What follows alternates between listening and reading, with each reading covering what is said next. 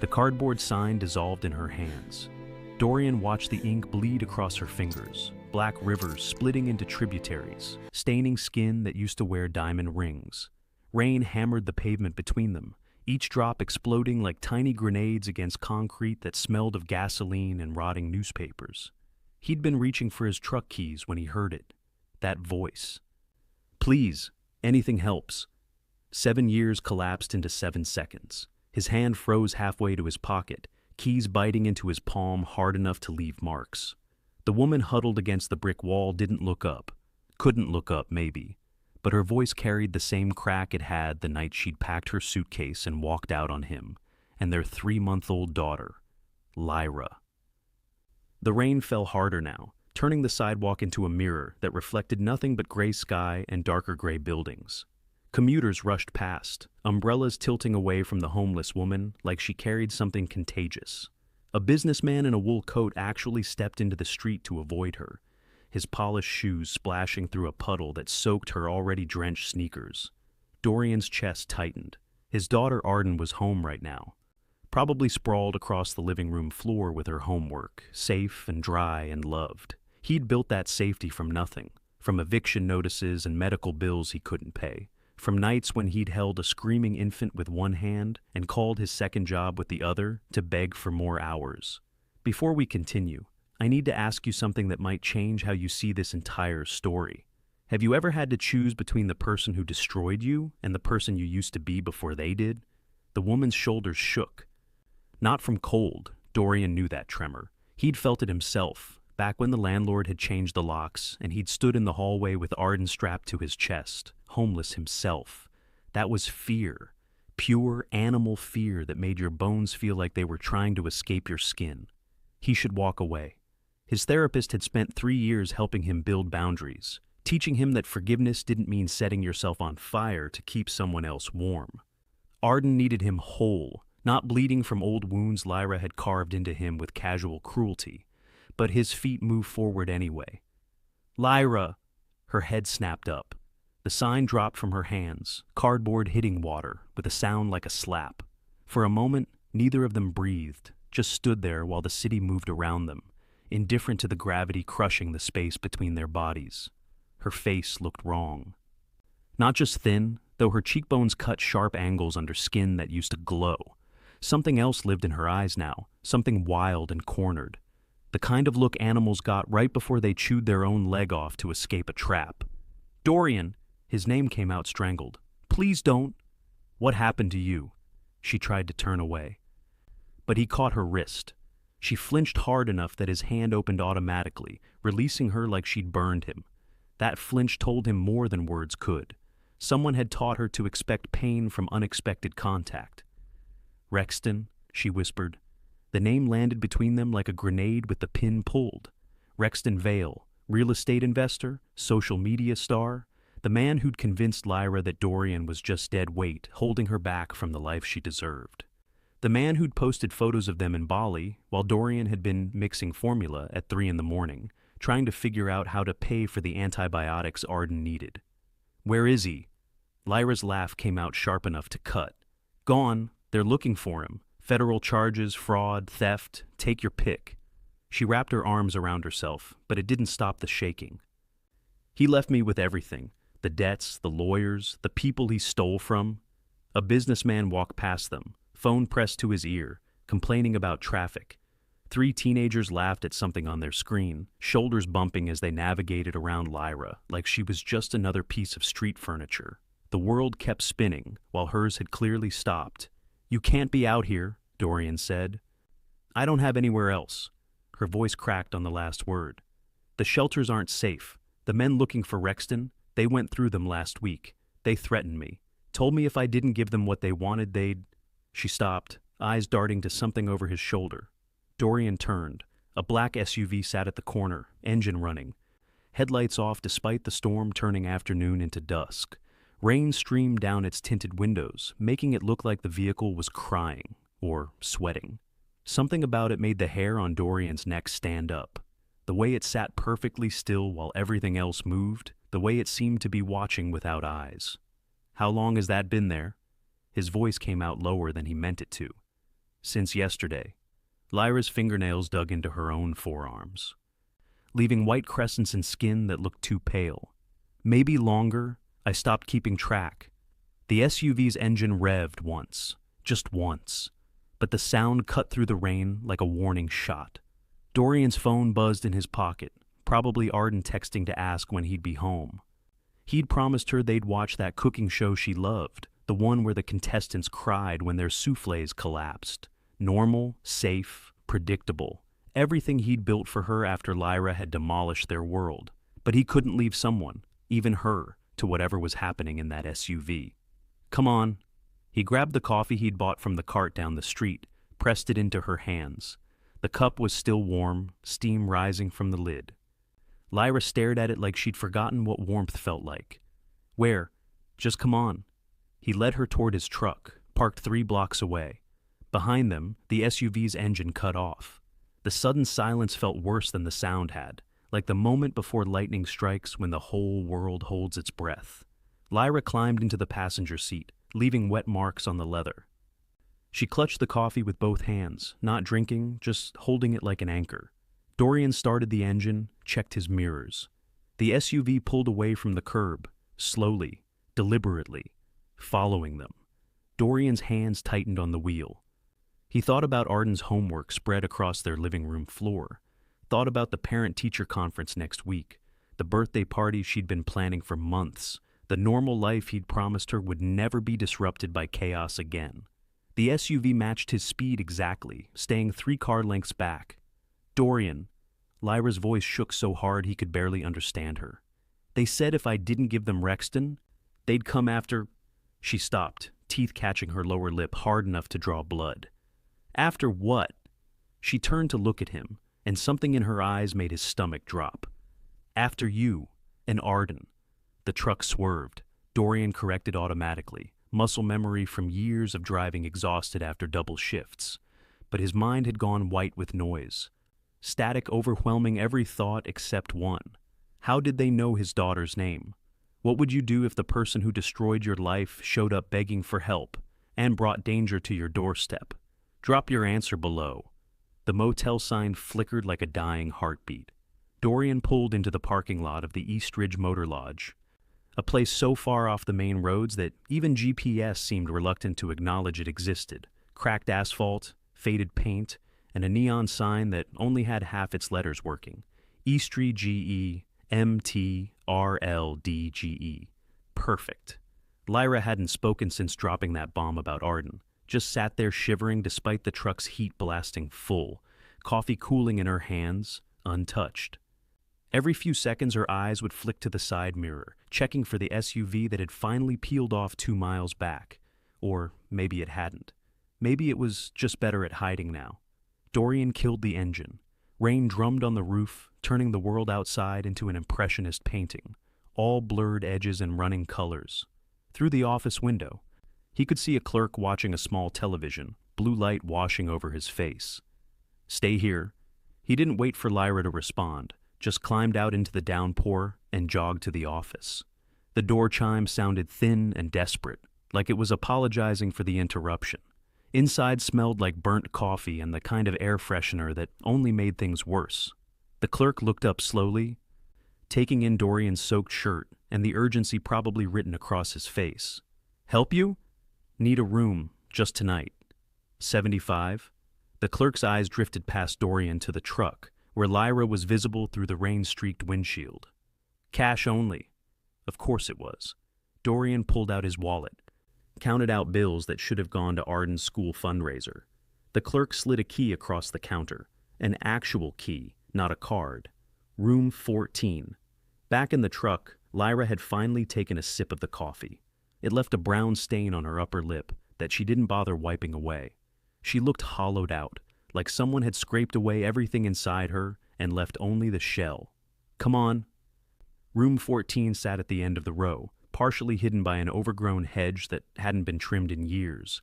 Dorian unlocked the door, flicked on the light, a single bulb that cast more shadows than it eliminated. The room was exactly what he'd expected. 2 double beds with comforters that had probably been there since the 90s, a television bolted to the dresser, and a bathroom he could see from the doorway with tiles that might have been white once. Lyra sank onto the nearest bed without taking off her wet jacket. Water pooled on the comforter around her, darkening the fabric. She stared at her hands like they belonged to someone else. Dorian locked the door, checked the window. It faced the parking lot, giving them a clear view of anyone approaching. Then he turned back to Lyra, and all those years of therapy about boundaries and self-preservation crashed into the simple fact that he couldn't just leave her like this. Even if she'd left him worse. "Tell me everything." She laughed, but no humor lived in the sound. "Where do I start? When Rexton promised me the world? When I believed him? When I realized too late that his investments were just elaborate theft?" Her fingers twisted together, knuckles going white. "Or should I start with the part where he used your name?" The room tilted. "What?" "He forged documents, contracts, property deeds, loan applications." Each word came out mechanical, practiced, like she'd been rehearsing this confession for weeks. "Put your name on things you never agreed to, never even saw. Made it look like you were his business partner." Dorian's legs went numb. He sat down hard on the other bed, the springs protesting under his weight. "Why would he?" "Insurance." Lyra finally looked at him, and her eyes held something close to shame. "If things went wrong, you'd take the fall too. Split the blame, split the investigation. He thought you'd never find out, that he'd fix everything before it mattered." But he didn't. "No." She pulled her knees to her chest, making herself smaller. "He ran, left me holding everything, and now the people he stole from, they think I know where he is, think I'm hiding something." Through the thin walls, Dorian could hear a television playing in the next room. Canned laughter at odds with the pressure building in his chest. He thought about his apartment, his job at Crestline Dynamics, his daughter sleeping safely in her bed, everything he'd built from scratch after Lyra had demolished him. And now this? "The men in the SUV," he said slowly. "Who are they?" "I don't know their names." "But they're not police." Lyra's voice dropped to barely a whisper. "They're the kind of men who make problems disappear, and right now, I'm a problem they need to solve." A car door slammed outside. Dorian was at the window before conscious thought caught up, peering through the gap in the curtains. The parking lot sat empty except for his truck and two other vehicles that had been there when they arrived. No black SUV, no men in dark coats. But his heart wouldn't slow down. He remembered Rexton's Instagram posts, the smug smile, the expensive watches, the captions about leveling up and leaving dead weight behind. Comments had flooded those posts, strangers congratulating him for upgrading from Dorian's basic life. Lyra had liked every single one. Now she sat on a motel bed, homeless and hunted, while Rexton was probably on a beach somewhere counting stolen money. "You should have gone to the police." "With what?" Lyra's voice cracked. "Everything I could tell them would make me an accessory. And the people looking for Rexton, they have connections everywhere. You think a police station would stop them?" Dorian's phone buzzed. He pulled it out, saw Arden's name on the screen. "Dad, where are you? You said you'd be home by 6.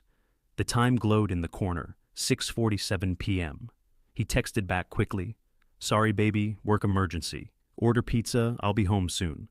3 dots appeared, then, "Everything okay?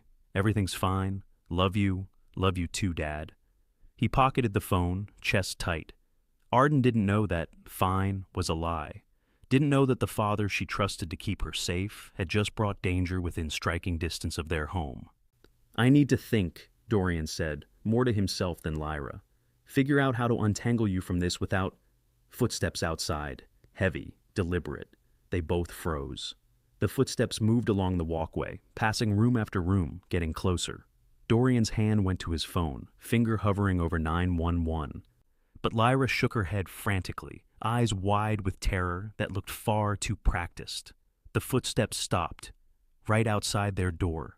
Silence crashed down like a physical weight. Dorian could hear his own heartbeat, could hear Lyra's breathing going shallow and fast, could hear the rain hammering everything beyond these paper-thin walls. A knock split the quiet, 3 measured raps. Knuckles on wood, patient and unhurried. Then a voice, male and calm, speaking through the door.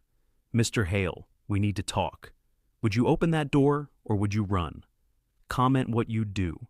Dorian's hand moved without permission, reaching for the doorknob. Lyra grabbed his wrist, nails digging in hard enough to hurt. Her eyes screamed everything her mouth couldn't say. "Don't. Please. They'll kill us both." But the voice came again, measured and almost polite. "I know you're in there, Mr. Hale. I'm not here to cause problems. I just need information." The lie sat so smooth in those words that Dorian almost believed it. Almost. But Lyra's terror felt real against his skin, her pulse hammering where her fingers wrapped around his wrist. He pulled free gently, moved to the window instead of the door, peered through the gap in the curtains. A man stood on the walkway, tall, lean, wearing a dark coat that probably cost more than Dorian's truck. Rain rolled off him like he was made of something water couldn't touch. His face held no expression at all, which somehow felt worse than anger would have. Behind him, partially hidden by the overgrown hedge, the black SUV sat waiting. They'd found them anyway. "Mr. Hale," the man's voice never rose, never fell. "I can wait here all night, or you can open the door and we can have a civilized conversation." Dorian glanced back at Lyra. She'd gone paper white, pressing herself against the headboard like she could phase through it if she just pushed hard enough. Whatever these men had done to her before, it had left marks deeper than bruises. He made a decision that would probably haunt him.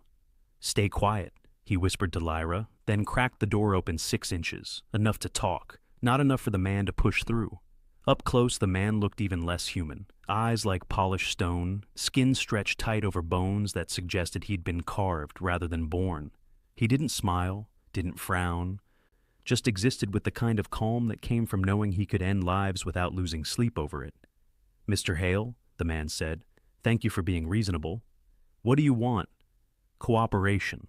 The man's gaze flicked past Dorian to where Lyra was probably visible in his peripheral vision. "Your ex-wife was involved with Rexton Vale. We need to know where he is." "I don't know where he is. Haven't seen him in years." "That may be true." The man pulled out his phone, tapped the screen twice. "But this isn't..." He turned the phone to face Dorian. Documents filled the screen. Contracts, property deeds, loan applications. And there, on every single one, was Dorian's signature, or something that looked exactly like it. The dates ranged from 6 months ago to 2 weeks ago, all bearing his name next to Rexton's. Dorian's stomach dropped through the floor. "I never signed those?" "Perhaps, but they exist. And they list your home address, your employer, your daughter's school." The man pocketed his phone. Rexton Vale was very thorough about creating connections. The word daughter made Dorian's vision go red at the edges. "You stay away from her." "That depends entirely on your cooperation, Mr. Hale." The man straightened his coat collar. Water still sliding off the fabric like it was repelled by something deeper than waterproofing. "We need Rexton Vale. Your ex-wife knows where he is. Convince her to tell us, and this ends." "She doesn't know." "Then we have a problem." The man turned slightly, gesturing toward the SUV. "My associates are less patient than I am. If we don't resolve this soon, they'll want to have their own conversations. Those conversations tend to be messier." Dorian's hands curled into fists. 7 years of raising Arden alone had taught him control, how to swallow rage, how to be patient, how to build instead of destroy. But right now, every muscle in his body wanted to drag this man's face across the concrete until he promised to leave them alone. "I need time," Dorian said carefully. 24 hours. The man stepped back. "After that, we expand our search parameters, starting with..." He smiled for the first time, and it looked like something learned from a manual. "Well, you understand." He walked away, coat swirling around his legs, and climbed into the SUV. It pulled away slowly, taillights disappearing into the rain like red eyes closing. Dorian shut the door, locked it, pressed his forehead against the wood. Behind him, Lyra started crying. Not the quiet, dignified kind, the gasping, full-body kind that sounded like drowning. He turned to see her curled into herself on the bed, shoulders shaking so hard the whole mattress moved. "They're going to kill us," she sobbed. "They're going to kill all of us." "No, they're not." Dorian sat beside her, not touching, just present. "I won't let that happen. You can't stop them. You don't understand who these people are, what they're capable of." "Then tell me." She looked up, mascara smeared down her face like war paint. They work for Marcus Landry. He's not just some businessman Rexton stole from. He's connected to everything: real estate, banking, politicians, judges. When Rexton took his money, he didn't just steal. He humiliated Marcus in front of people who expect him to be untouchable. So this isn't about money. It's about reputation. Lyra wiped her face, but it didn't help. Marcus will destroy everyone connected to Rexton just to prove he can. And thanks to those forged documents, you're connected now. Dorian stood, paced to the window, back to the door. His mind spun through options, discarded most of them. Going to the police would take time they didn't have, and if Marcus Landry really had the connections Lyra claimed, it might make things worse. Running would just delay the inevitable. These men would find them eventually, which left only one option. "I have an idea," he said slowly, "but you're not going to like it. Does it involve us staying alive? Maybe." Lyra pushed herself upright, wiping her face with shaking hands. "Then I'll take it." Dorian pulled out his phone, found the number he'd been avoiding thinking about. Marin Vega, his boss at Crestline Dynamics, sharp, calculating, the kind of woman who saw problems as puzzles to solve. She'd been dropping hints for months that she was interested in more than a professional relationship, but Dorian had always kept that wall firmly in place. Now he needed to knock it down, not because he wanted to use her, but because she was the only person he knew who might have resources to fight back against someone like Marcus Landry. He dialed before he could talk himself out of it. 2 rings then. "Dorian, it's almost 9. Is everything okay?" Her voice carried concern, which meant she'd noticed something in his tone even before he spoke. That was Marin, observant to the point of unnerving. "I need to talk to you, in person, tonight." A pause. "Where are you?" "Eastridge Motor Lodge, room 14. Another pause, longer this time. Marin was calculating, weighing risks and possibilities. "I'll be there in 30 minutes. Marin, whatever this is, Dorian, you don't handle it alone." She hung up before he could argue. Lyra stared at him. Who was that? Someone who might be able to help, or someone who'll run the moment she realizes how bad this is.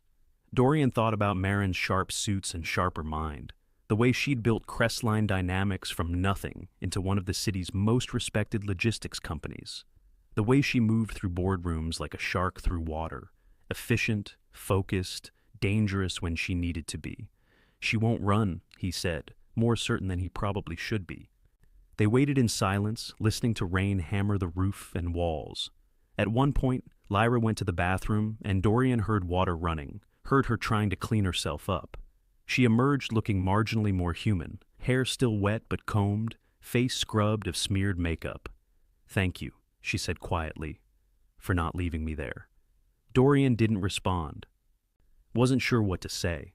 Part of him still wanted to leave her, to drop her at a police station and drive away from all of this. But another part, the part that Arden had shaped over 7 years, couldn't abandon someone who needed help, even someone who'd once abandoned him. Headlights swept across the curtains. Dorian moved to the window, saw a sleek silver sedan pulling into the lot. Marin climbed out, scanning the area with the same focus she brought to everything, then walked straight to room 14 like she'd memorized the layout already. He opened the door before she knocked. Marin stepped inside, took in the scene, Dorian's tension, Lyra's obvious fear, the general atmosphere of things gone terribly wrong. Her expression didn't change, but something shifted in her eyes. She turned to Lyra. "I'm Marin Vega, and you are?" Lyra, his ex-wife. "I see." Marin's gaze moved to Dorian. "Start from the beginning. Tell me everything. If your past came back bleeding and begging for help, would you risk everything to save them? Drop your answer below." Marin listened without interrupting.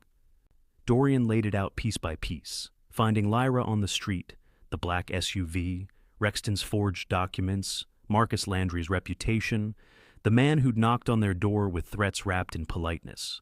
As he spoke, Marin's expression remained perfectly neutral, but her fingers drummed once against her thigh. The only tell that her mind was working through scenarios faster than most people could follow. When he finished, silence filled the room like water rising. Then Marin said, "Show me the documents." Dorian pulled out his phone, pulled up the photos he'd managed to screenshot from the man's device when the screen had been visible. Marin took the phone, zoomed in on signatures and dates, her eyes scanning with the kind of precision that had built her company from the ground up. "These are good forgeries," she said finally. "Professional, but they have inconsistencies. The signature pressure varies. Some letter forms don't match." She looked at Dorian. "With the right lawyer, we could prove fraud, but that takes time." "We don't have time," Lyra said from the bed. "They gave us 24 hours. Marin's gaze shifted to her, assessing. Whatever she saw made something in her expression harden. "You've dealt with Marcus Landry's people before." It wasn't a question. Lyra nodded, wrapping her arms around herself. 3 weeks ago, they found me at a shelter, dragged me into an alley, told me if I didn't give them Rexton, they'd make me regret being born." Her voice went flat, distant. "They demonstrated what regret meant. I spent 2 days in an emergency room, lying about how I got hurt." Dorian's stomach turned. Marin's expression didn't change, but her fingers stopped drumming. "Rexton Vale," Marin said. "Where is he, really?" "I don't know." Lyra's voice cracked. "I swear to God, I don't know. He stopped answering my calls 2 months ago. Emptied our accounts, disappeared. The last message I got just said, 'sorry,' and nothing else." Marin crossed to the window, looked out at the parking lot, where rain continued its assault on everything. Her mind was clearly working through angles, contingencies, possibilities. When she turned back, something in her face had shifted. Not harder exactly, but more resolved. "Marcus Landry's reach is extensive," she said. "But he's not untouchable. People like him stay powerful because everyone believes they're untouchable. Break that belief, and the whole structure cracks." "How do we break it?" Dorian asked. Marin smiled, but it wasn't warm. "We find leverage. Something he wants more than revenge." "Like what?" "Like proof that his operation isn't as clean as he pretends." Marin pulled out her own phone, typed something quickly. "Marcus built his empire on the appearance of legitimacy. If that appearance crumbles, if the right people start asking uncomfortable questions, he'll have bigger problems than one missing con artist." Lyra stood up slowly. "You're talking about going after him. That's suicide." "No." Marin's eyes stayed on her phone screen. "I'm talking about making him want to leave you alone. There's a difference." She looked up at Dorian. "But it requires trust and risk." "What kind of risk?" "The kind where you don't ask me how I know the things I'm about to tell you." The room's temperature seemed to drop. Dorian studied Marin, the woman he'd worked for, respected, kept at arm's length because mixing business and personal felt like asking for disaster. But right now, she didn't look like his boss. She looked like someone who'd walked through darker places than he'd realized. "Okay," he said. Marin nodded once. "I have a property outside the city. It's secure, off-grid. You can't stay here. This motel is too exposed. Pack up. We leave in 5 minutes." "Just like that?" Lyra's voice held disbelief. "You're going to help us? Why?" Marin's gaze moved to her, then back to Dorian. "Because he asked." Simple. Final. Like that was the only reason that mattered. 3 minutes later, they were in Marin's sedan, following her through streets that grew progressively emptier as they left the city center behind. Dorian rode shotgun, Lyra in the back, nobody speaking. The rain had softened to a drizzle, but the sky remained dark, pressing down like a weight. "How did you know to help us?" Dorian asked quietly, watching streetlights blur past. Most people would have walked away. Marin kept her eyes on the road. "Most people haven't spent years watching you hold everything together while pretending you weren't breaking." She glanced at him briefly. "You think I didn't notice the double shifts? The times you came in exhausted but never complained?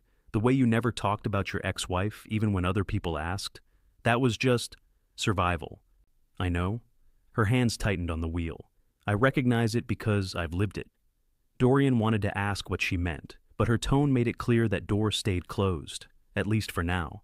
They drove for 40 minutes, leaving paved roads for gravel, then for a dirt path that wound through trees whose branches formed a tunnel overhead. Finally, Marin pulled up to a gate that looked like it hadn't been opened in years, but slid aside smoothly when she entered a code on a hidden keypad. Beyond the gate sat a house, modern, glass and steel, somehow both exposed and hidden at once. Solar panels covered the roof, and Dorian spotted cameras positioned at strategic angles. This wasn't just a property. This was a fortress disguised as a home. "Welcome to my insurance policy," Marin said, killing the engine. Inside, the house felt larger than it looked from outside. Open floor plan, minimal furniture, everything positioned for function over comfort.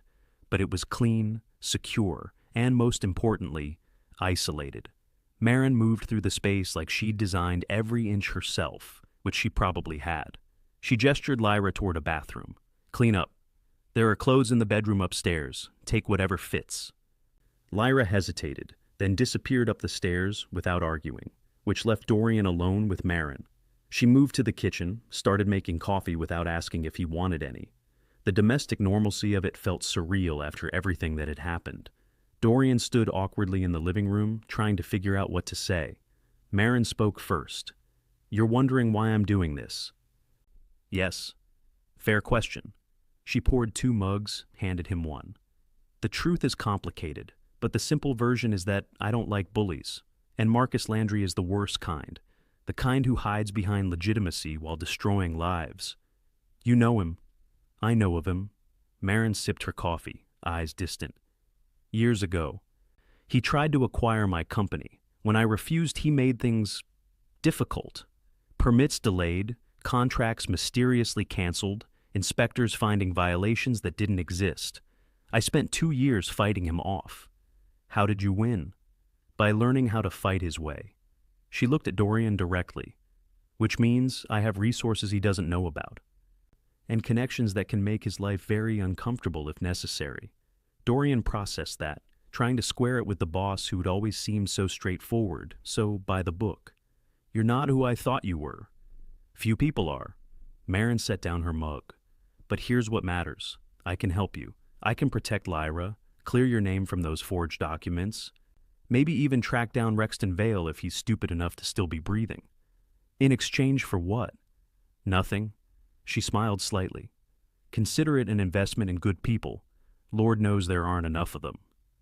Footsteps on the stairs announced Lyra's return. She'd showered, changed into clothes that fit better than her rain-soaked rags, but her eyes still held that haunted look that suggested no amount of clean water could wash away what she'd been through. "Thank you," she said to Marin, "for all of this." Marin nodded. "Get some rest. Tomorrow we start planning." Lyra moved toward the couch, then paused, turned back to Dorian. "I need to tell you something. Something I should have said at the motel." His chest tightened. "What?" She looked at the floor, at the walls, anywhere but at him.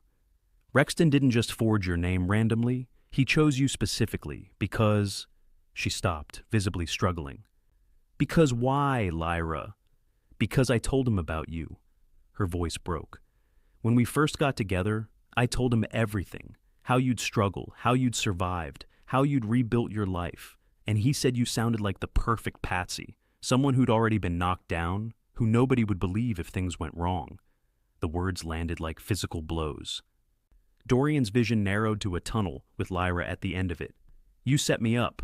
I didn't know that's what he was doing. I thought—" Tears streamed down her face. "I thought I was just venting about my ex. I didn't realize he was taking notes, building a plan. By the time I understood, he'd already started using your information." Dorian's hands shook. 7 years of therapy, of learning to manage anger, of being the calm parent Arden needed. All of it threatened to crack apart.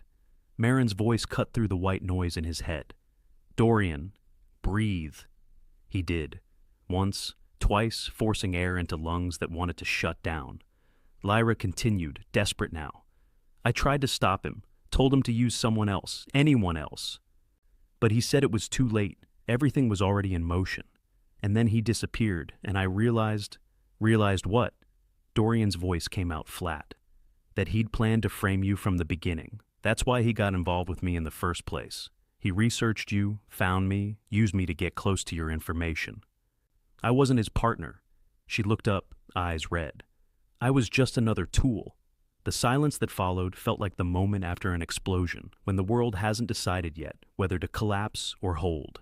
Then Marin spoke, voice colder than Dorian had ever heard. "Where is Rexton Vale?" "I don't—" "Yes, you do." Marin stepped closer to Lyra, and suddenly the polished professional was gone, replaced by something harder. "You've been protecting him this whole time. Even after everything he did, you're still protecting him. So I'll ask once more. Where is he? Lyra's face crumpled. She reached into her pocket, pulled out a folded piece of paper. Her hands shook as she unfolded it, revealing an address written in shaky handwriting. He's hiding at his mother's place. Outside the city, near Oakmont. I was supposed to meet him there last week, but I couldn't. Her voice broke completely. I couldn't face him after realizing what he'd done to both of us. Marin took the paper, studied it, looked at Dorian. Your call. We can pass this to the police, or we can handle it ourselves. Dorian's phone buzzed. Another text from Arden. Dad, when are you coming home? I'm worried. He read it twice, then looked at the address in Marin's hand. Thought about his daughter, waiting in their apartment, trusting that her father would always come back, trusting that he'd keep her safe from monsters like Rexton Vale. We handle it, he said quietly. Tonight. Marin nodded. Lyra started to speak, but Dorian raised a hand. You stay here. This doesn't involve you anymore. But stay, here. He looked at her, and whatever she saw in his face made her sink back onto the couch without another word. Marin was already moving toward a closet, pulling out a jacket. It's 2 hours to Oakmont. We leave in 10 minutes. As Dorian followed her, preparing to confront the man who'd systematically destroyed his life, his phone buzzed one more time. Unknown number. He opened it. Mr. Hale, tick-tock. 18 hours remaining. Below the text, a photo of Arden's school. Taken today. Someone just threatened your child. Do you call the police? Or do you become someone they should fear? Comment what you'd do. The photo burned in Dorian's mind like acid. His daughter's school, the red brick building where she learned fractions, the playground where she'd skinned her knee last month, the front steps where he dropped her off every morning with a kiss on the forehead and a promise that everything would be okay. They'd photographed it like a threat wrapped in politeness. Marin noticed his face. What is it? He showed her the screen without speaking. Her expression went cold in a way that suggested she'd made calculations and didn't like the results. She glanced at Lyra, still collapsed on the couch, then back to Dorian. We move faster, she said simply. They were in Marin's car 3 minutes later, gravel spitting under tires as she reversed out too fast. The night had gone full dark now, clouds blocking whatever moon might have existed. The trees on either side of the dirt road looked like they were leaning in, listening to secrets they had no right to hear. Dorian called his neighbor, Mrs. Chen, a retired teacher who'd watched Arden countless times before. She answered on the second ring, voice warm and sleepy. Dorian, everything okay, honey? I need a favor, big one. Can you go pick up Arden from my place, take her to yours for the night? Tell her it's a surprise sleepover. A pause. Mrs. Chen was too smart not to hear the tension buried in his voice. Is she in danger? No, but I need to know she's not alone tonight. Say no more. I'll be there in 15 minutes. She hung up without asking anything else, which was why Dorian trusted her more than most people. He texted Arden, Mrs. Chen is picking you up for a special sleepover. Pack your overnight bag. Be ready in 15 minutes. Love you. 3 dots appeared immediately. Dad. What's going on? Nothing bad, I promise. Just work stuff running late. You'll have fun. Mrs. Chen said she'd make those dumplings you love. Okay. Love you, Dad. Love you more than the whole world, baby. He pocketed the phone, watched trees blur past. Marin drove like someone intimately familiar with breaking speed limits without getting caught. Fast enough to matter. Controlled enough to never lose grip. Tell me about Oakmont, Dorian said. Small town, 40 miles east. Mostly farmland, some old money families who've been there for generations. Rexton's mother, Diane Vale, owns property on the outskirts. Big house, lots of land, privacy. How do you know all this? Marin's jaw tightened. When Marcus Landry came after my company, I did research on everyone in his network. Rexton worked for him briefly before going independent. I kept files. Dorian absorbed that. You've been watching him for years. I watch everyone who might become a problem. She glanced at him. Paranoid. Maybe, but effective. The highway stretched ahead, empty except for occasional trucks hauling cargo to places that couldn't wait for morning. Rain started again, lighter now, just enough to make the windshield wipers necessary. Their rhythmic motion felt hypnotic, almost calming, which made the tension in Dorian's chest feel worse by contrast. "After this," he said quietly, "I need to disappear for a while. Take Arden somewhere safe until this is over." "You won't need to." Marin's voice carried certainty that felt either comforting or terrifying. "By morning, Marcus Landry will have bigger problems than you." "How can you be sure?" "Because I'm going to give him a choice. Leave you alone or watch his empire crumble in real time." She smiled, but it looked like something carved from ice. "Men like Marcus respond to force. They respect it. So that's what we'll give him." Dorian wanted to ask what she meant, but her tone suggested that door was locked. He settled for staring out the window, watching his own reflection ghost across the glass. 7 years of single fatherhood had taught him patience, taught him to control his temper, taught him that violence solved nothing. But right now, seeing that photo of Arden's school, patience felt like weakness. They exited the highway, took smaller roads that wound through farmland where houses sat far apart, lights distant and lonely. The GPS on Marin's phone counted down miles, then yards, then announced their arrival in a voice that sounded far too cheerful. The house sat back from the road, partially hidden by trees that needed trimming. 2 stories, white paint peeling in places, a wraparound porch that had probably looked charming once, but now just looked neglected. 1 light burned in an upstairs window. Rexton's car, a silver Audi that Dorian recognized from those Instagram posts, sat in the driveway. "He's here," Marin said unnecessarily. She parked on the road, killed the lights. They sat in darkness, watching the house like predators studying prey. Dorian's heart hammered against his ribs, adrenaline making his fingers tingle. "What's the plan?" he asked. "We knock, we talk, we get what we need." Marin's eyes stayed on the house. "If he runs, I've got people on the back entrance." "You have people?" "I always have people, Dorian. How do you think I built my company in this city?" She opened her door, stepped out into the drizzle. "Come on." They approached the house on foot, gravel crunching too loud under their shoes. Motion sensor lights flickered on, painting them in harsh white light that made Dorian feel exposed. But nobody emerged to challenge them. Nobody called out. Marin knocked, 3 solid raps that echoed. Silence. She knocked again, harder. Finally, footsteps inside. The door cracked open 6 inches, security chain visible in the gap. A woman's face appeared, 60-ish, tired eyes, gray hair pulled back in a practical bun. "Can I help you?" Diane Vale's voice carried the kind of caution that came from too many late-night visitors bearing bad news. "We're here to see Rexton," Marin said pleasantly. "It's urgent." "My son isn't here." "Mrs. Vale, we know he is. His car is in your driveway." Marin's smile never wavered. "We're not the police. We're not here to hurt anyone. We just need information." Diane's eyes moved to Dorian, studying his face. Something in her expression shifted. Recognition, maybe, or guilt. "You're Dorian Hale." It wasn't a question. "Yes, ma'am. He talks about you." She looked like she wanted to say more, then stopped herself. "Wait here." The door closed. Dorian heard muffled voices inside, an argument building volume. Then the chain rattled, the door swung open, and Diane stood aside. "5 minutes," she said. "Then you leave."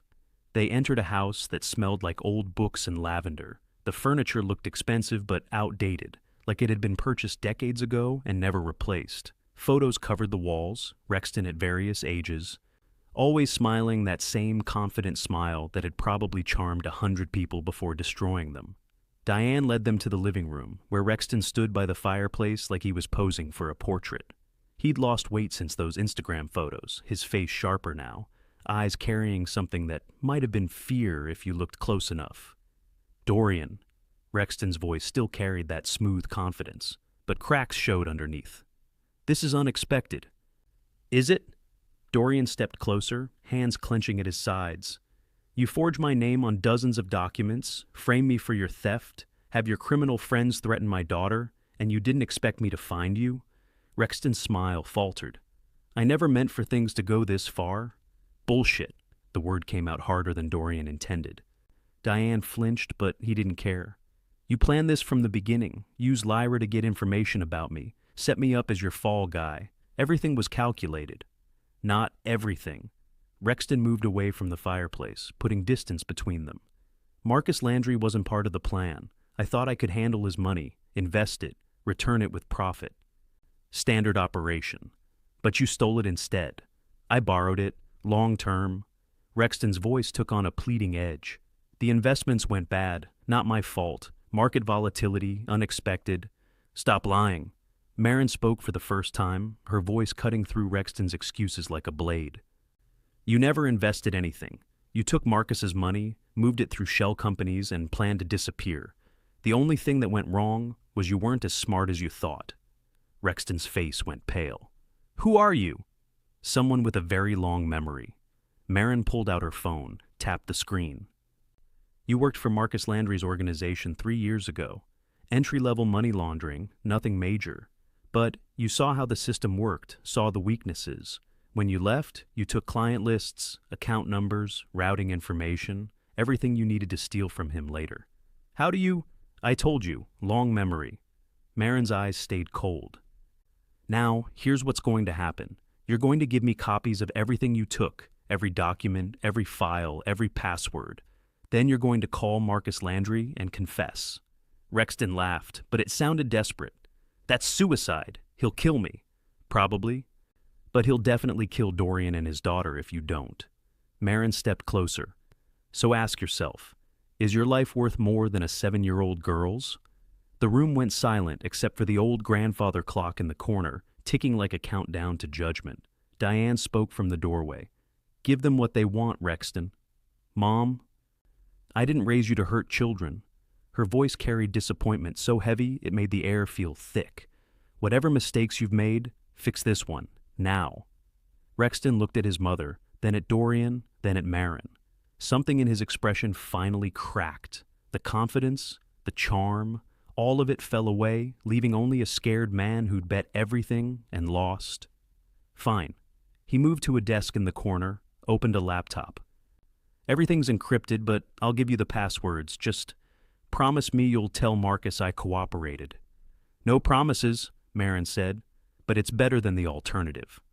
As Rexton typed, transferring files to a USB drive Marine produced from her pocket, Dorian's phone buzzed. Mrs. Chen, I have Arden, she's safe, asking about you but happy to have a sleepover. Whatever you're dealing with, handle it. We'll be here. Relief flooded through him so intense, he had to grip the back of a chair to stay steady. Arden was safe. That was all that mattered. The USB drive clicked into place.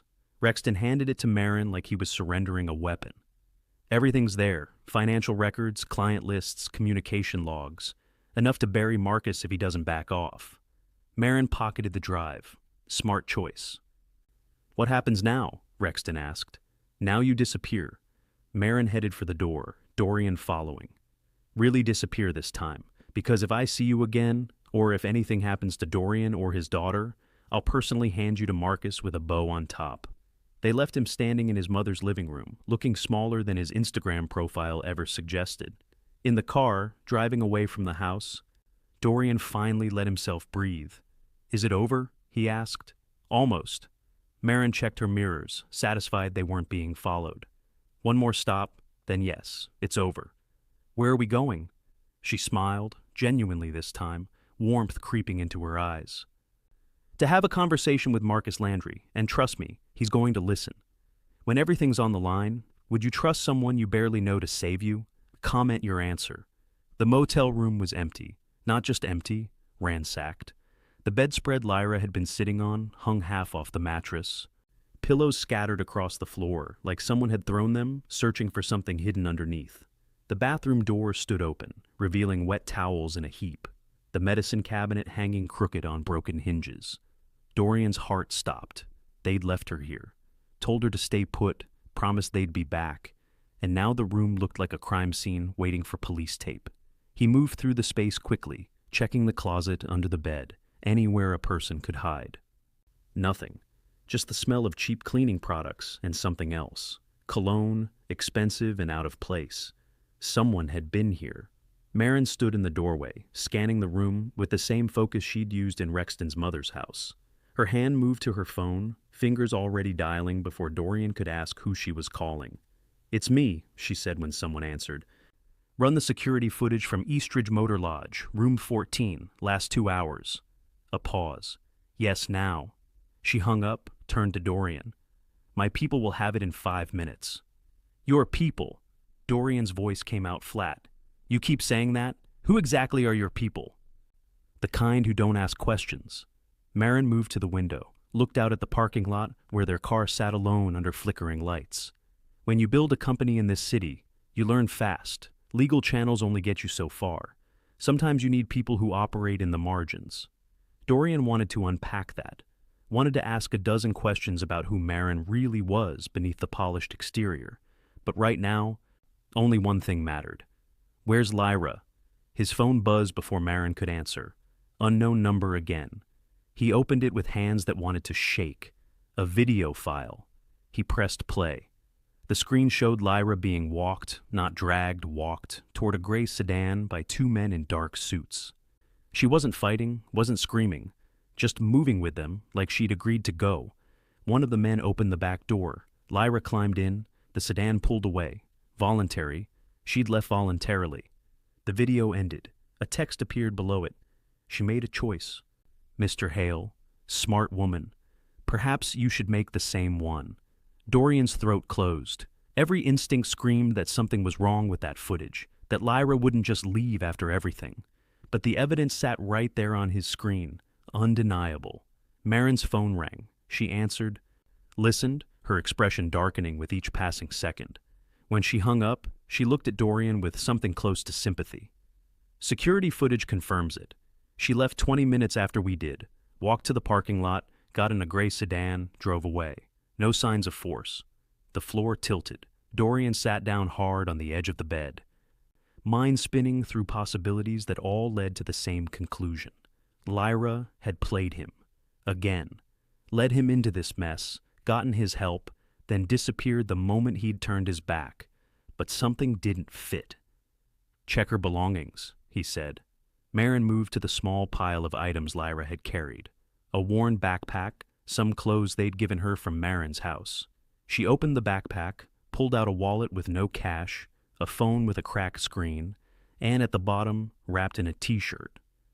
A baby blanket, pink and white, faded from washing, one corner torn where it had been gripped too many times by small hands. Dorian recognized it instantly. He'd bought it at a discount store the week before Arden was born. Back when money was so tight, he'd had to choose between buying diapers and eating lunch. Lyra had kept it. For 7 years, through everything, she'd kept the blanket from the baby she'd abandoned. Marin saw his expression. What is it? She wouldn't leave without this. Dorian's voice came out hoarse. Whatever that video shows, she didn't go willingly. The footage is wrong. He stood, phone still clutched in his hand. They staged it, made it look voluntary so we'd stop searching. But Lyra would never leave this behind. Marin studied the blanket, then his face. Whatever she saw there made her nod once. Decision made. Then we find her.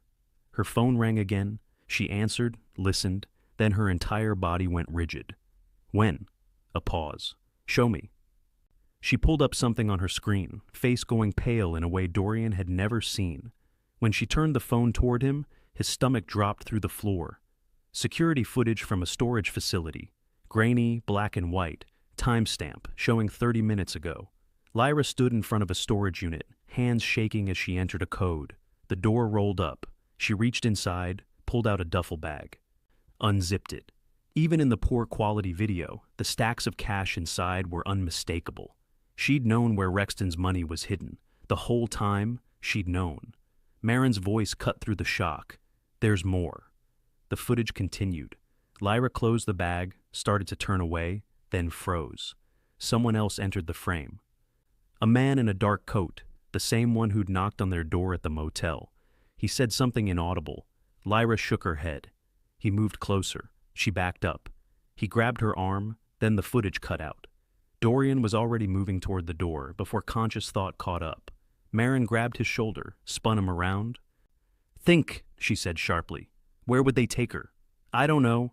Yes, you do. Where did Rexton say Marcus Landry operates from? Dorian's mind raced back through the conversation at Diane Vale's house. Rexton had mentioned something, property on the waterfront, a warehouse Marcus used for off-books operations.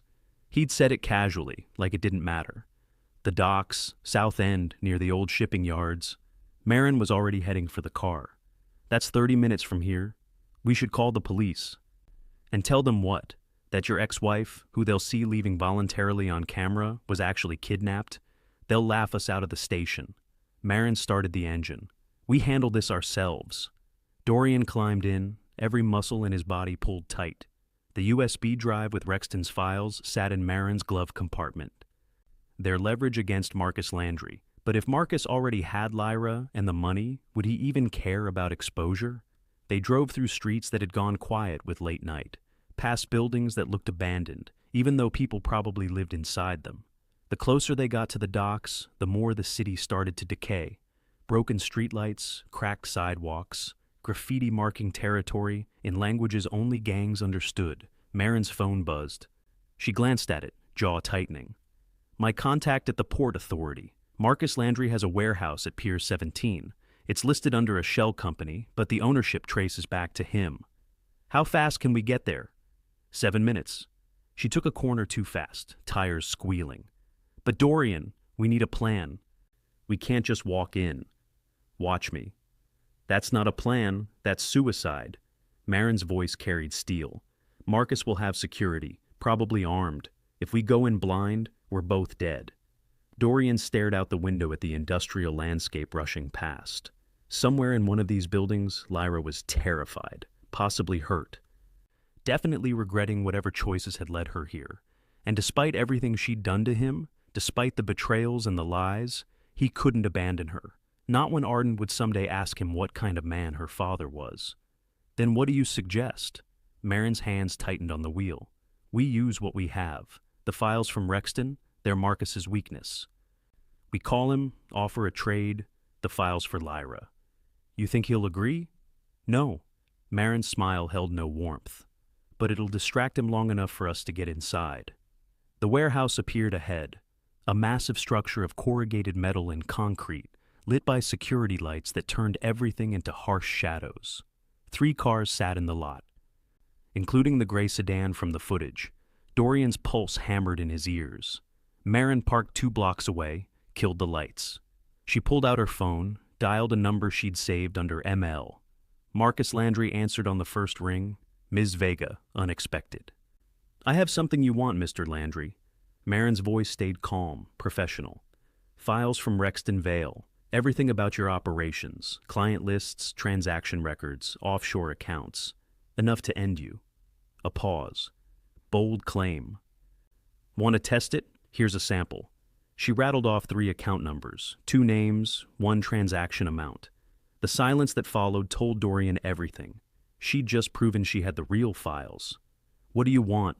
Marcus's voice had gone cold. Lyra Hale, unharmed, in exchange for the files. The woman stole from me.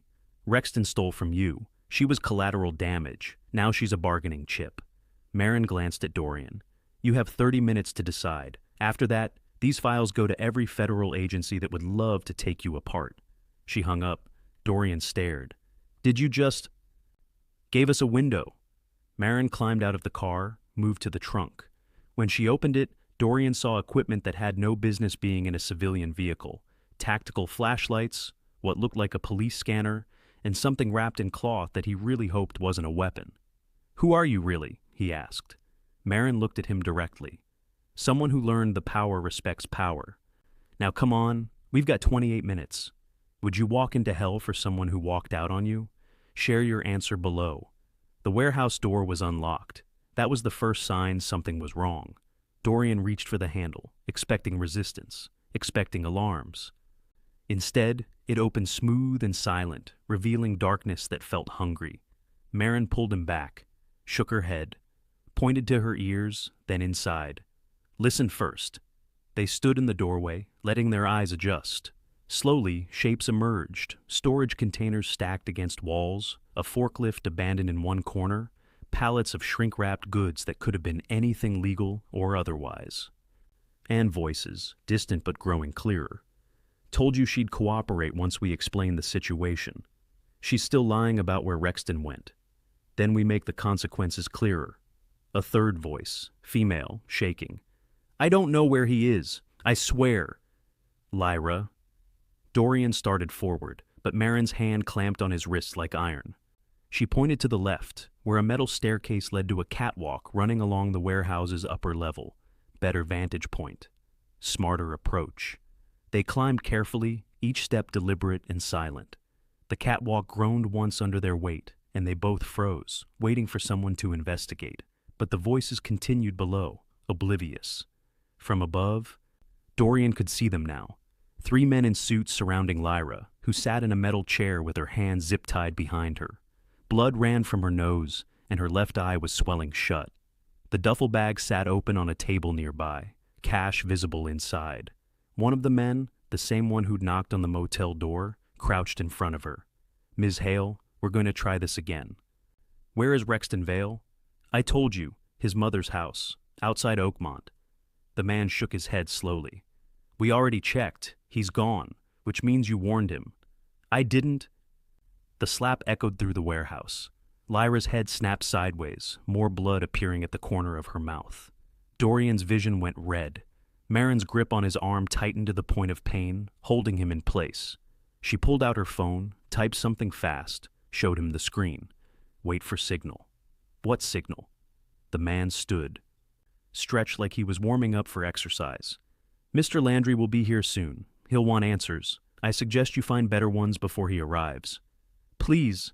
Lyra's voice broke completely. I'm telling you everything I know. Rexton used me, just like he used everyone else. I don't know where he ran to. I don't know where he hid the rest of the money. I found that bag in the storage unit because he told me it was emergency cash, nothing more. Emergency cash, the man laughed. $400,000 in emergency cash. That's what he called it. I didn't count it. I didn't. She stopped, eyes going wide, staring at something behind the men. Dorian followed her gaze.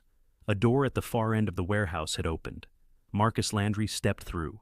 Shorter than Dorian expected, maybe 50 years old, wearing an expensive suit that looked out of place in this industrial space. But the way the other men straightened when he entered told Dorian everything about who held power here.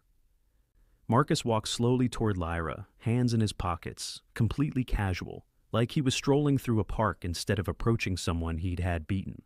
Ms. Hale, he said pleasantly, you've caused me considerable inconvenience. Lyra tried to speak, but nothing came out. Marcus continued, Rexton Vale stole from me. That's bad enough, but he also humiliated me in front of people whose respect I require. That's unforgivable. He stopped in front of her, tilted his head. So now I have a choice.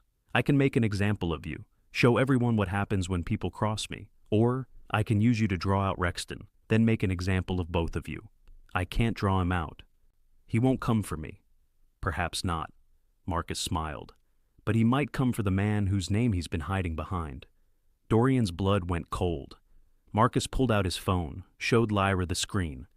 Dorian Hale, your ex-husband, father of 1 daughter, age 7, works at Crestline Dynamics, lives in apartment 4B at Riverside Terrace. He looked at her. I wonder what Rexton would do if something happened to Mr. Hale's family. No. Lyra lunged forward, chair and all, only to be grabbed by one of the men.